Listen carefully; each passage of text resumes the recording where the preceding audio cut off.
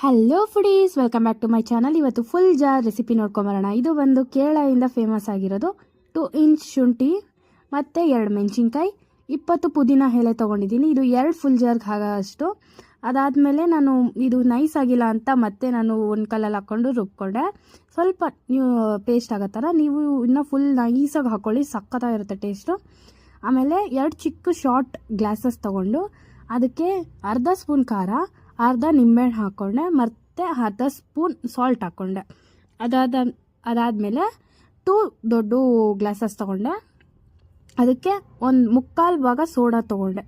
Soda ಹಾಕ್ಕೊಂಡು ಅದಾದಮೇಲೆ ನಾನು ಇದು ರೆಡಿ ಮಾಡಿ ಇಟ್ಕೊಂಡಿದ್ನಲ್ಲ, ಈ ಶಾರ್ಟ್ ಹಾಕಿದೆ. ಅದಕ್ಕೆ ಅದು ಉಕ್ಕಿ ಬರುತ್ತೆ, ಅಂದರೆ ತುಂಬ ಕೋಲ್ಡ್ ಇದ್ರೂ ಉಕ್ಕಲ್ಲ. ಸ್ವಲ್ಪ ತಣ್ಣಕ್ಕಿದ್ರೆ ಸಾಕು, ಗ್ಯಾಸ್ ಇರಬೇಕು, ಅವಾಗ ಉಕ್ಕುತ್ತೆ. ಇದನ್ನು ಹಾಕಿದ ತಕ್ಷಣ ಫುಲ್ ಉಕ್ಕುತ್ತೆ. ಟೇಸ್ಟ್ ಮಾತ್ರ ಸಖತ್ತಾಗಿತ್ತು. ನೀವು ಒಂದು ಸತ ಟ್ರೈ ಮಾಡಿ, ಈ ಸಮ್ಮರ್ಗೆ ಚೆನ್ನಾಗಿ ಅನಿಸುತ್ತೆ. Thanks for watching.